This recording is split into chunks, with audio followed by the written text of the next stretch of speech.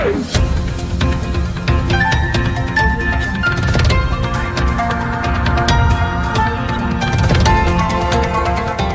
देख रहे हैं मगरा न्यूज राजस्थान, खबरें सबसे तेज। राजस्थान सरकार का बड़ा फैसला, पटाखे बेचने वालों के साथ साथ खरीदने वालों पर भी होगा जुर्माना। दिवाली के कुछ ही दिन से इस त्योहारी सीजन में राजस्थान के अशोक गहलोत सरकार ने दीपावली पर पटाखे बेचने पर प्रतिबंध लगाने के बाद एक और बड़ा फैसला राजस्थान सरकार ने कर दिया है। अब राजस्थान में पटाखे बेचना ही नहीं बल्कि खरीदने वालों पर भी जुर्माना लगेगा। आपको बता दें कि राजस्थान के गृह विभाग ने दुकानदार को पटाखा बेचते पाए जाने पर यहाँ पर 10,000 रुपए के जुर्माना का प्रावधान यहाँ पर राजस्थान सरकार ने किया है। वहीं पटाखे खरीदने वाले व्यक्ति पर 2,000 रुपए का जुर्माना का यहाँ पर प्रावधान किया गया है। राजस्थान गृह विभाग ने कई विभागों के अधिकारियों को जुर्माना वसूल करने की शक्तियां प्रदान की है। गृह विभाग की फाइल पर मुख्यमंत्री अशोक गहलोत की मंजूरी के बाद गृह विभाग ने नोटिफिकेशन इस पर जारी कर दिया है। आपको बता दें कि मुख्यमंत्री अशोक गहलोत ने कोरोना संक्रमण और रिकवर्ड की परेशानी और सांस की बीमारी से ग्रसित मरीजों की परेशानी को देखते हुए पूरे प्रदेश में हाल में ही पटाखों पर बैन लगाया था। पश्चिम बंगाल में 30 नवंबर तक बड़ा लॉकडाउन, 50% क्षमता के साथ खुलेंगे मल्टीप्लेक्स।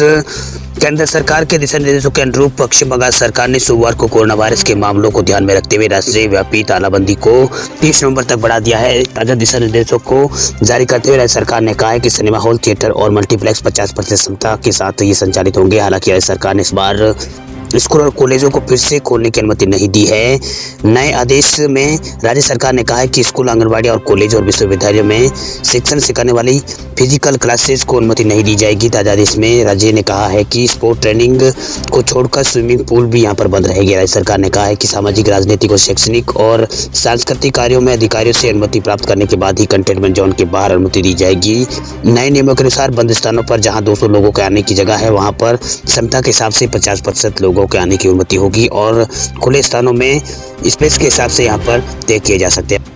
यूपी में प्राइमरी स्कूल अभी खुलेंगे या नहीं, इस पर योगी सरकार ने लिया है फैसला।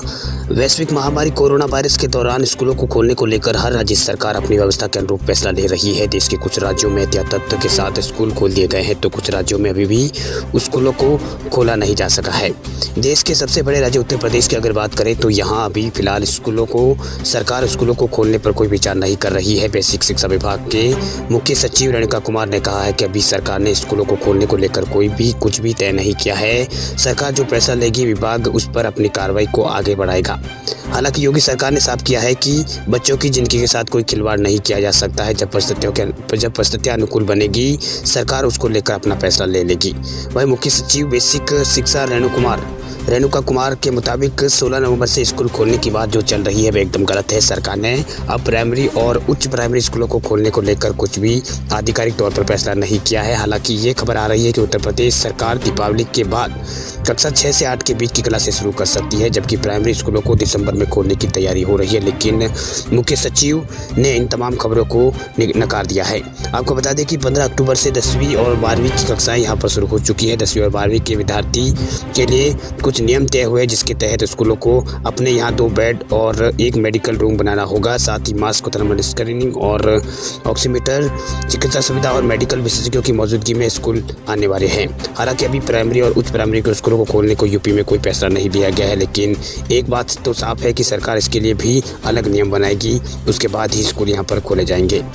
हरियाणा में 16 नवंबर से खुल रहे हैं यूनिवर्सिटी और कॉलेज। सरकार ने की है घोषणा। कोरोना वायरस महामारी के कारण महीनों से बंद यूनिवर्सिटीज और कॉलेज अब धीरे धीरे खोले जाने लगे हैं। केंद्र सरकार पहले ही इसके लिए अनुमति दे चुकी है। अब से राज्य सरकारें भी अपने स्तर पर प्रदेश में कोरोना के हालात को मद्देनजर देखते हुए ये फैसला ले रही है।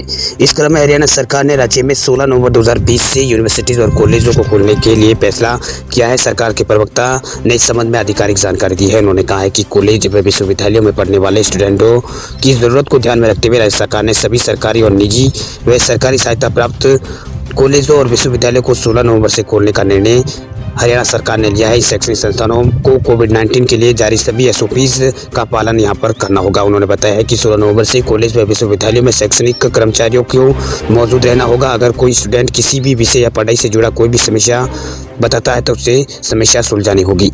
तो वही कैंपस में जाकर शिक्षकों से वो मिल सकते हैं। हालांकि उन्हें सोशल डिस्टेंसिंग समेत कोविड-19 के दिशा निर्देशों का यहाँ पर पालन करना होगा। ICICI बैंकों के ग्राहकों को अब झटका, अब कैश जमा कराने पर लगेगा चार्ज।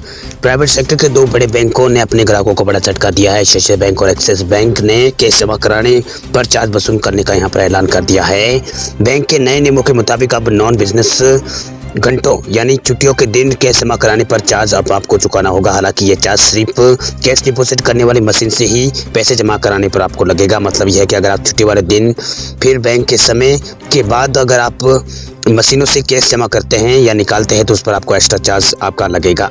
बैंक नोटिफिकेशन के मुताबिक ICICI बैंक छुट्टी के दिन वर्किंग डेज में शाम 6 बजे से सुबह से 8 बजे तक कैश मशीन का इस्तेमाल करने पर ग्राहकों से यहाँ पर सुविधा शुल्क के रूप में 50 रुपये लेगा।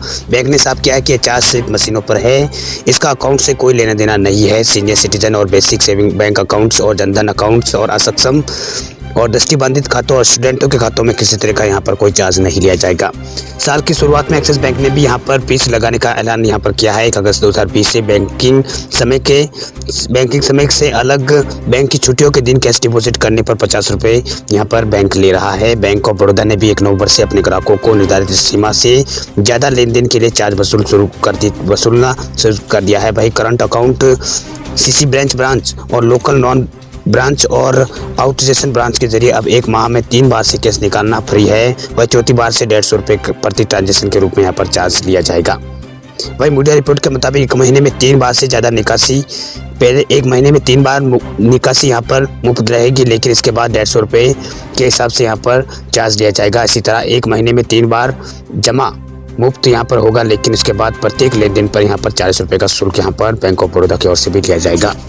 भारत में कोविड-19 के एक्टिव केस 5,50,000 से भी नीचे, 76 लाख लोग हो चुके हैं भारत में कोरोना से ठीक। भारत में कोविड-19 महामारी के खिलाफ लड़ाई में एक बड़ी उपलब्धि भारत ने हासिल की है। केंद्रीय स्वास्थ्य मंत्रालय ने मंगलवार को बताया है कि देश में अभी एक्टिव मरीजों की संख्या 5,50,000 से भी नीचे आ गई है, जो कि अब तक संक्रमित हुए मरीजों का महज 6.55% है, जबकि 76 लाख से अधिक लोग भारत में ठीक हो चुके हैं। मंत्रालय ने कहा है कि उपचाराधीन मरीजों की संख्या में कमी, ठीक होने वाले मरीजों की संख्या यहाँ पर तेजी से वृद्धि होना संभव हुआ है।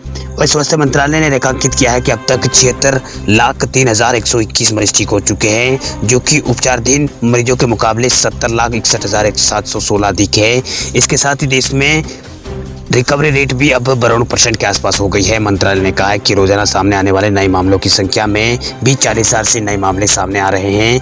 वही 40,000 से भी कम नीचे यहाँ पर मामले सामने आ रहे हैं। मंगलवार को 38,310 और लोग संक्रमित लोगों में यहाँ पर संक्रमण की पुष्टि हुई है। मंत्रालय ने कहा है कि रोजाना बड़ी संख्या में कोविड-19 मरीज ठीक होने की वजह से मृत्यु दर में भी लगातार यहाँ पर कमी आ रही है। मंत्रालय ने रेखांकित किया है कि भारत में तेजी से उपचाराधीन मरीजों की संख्या में कमी आ रही है।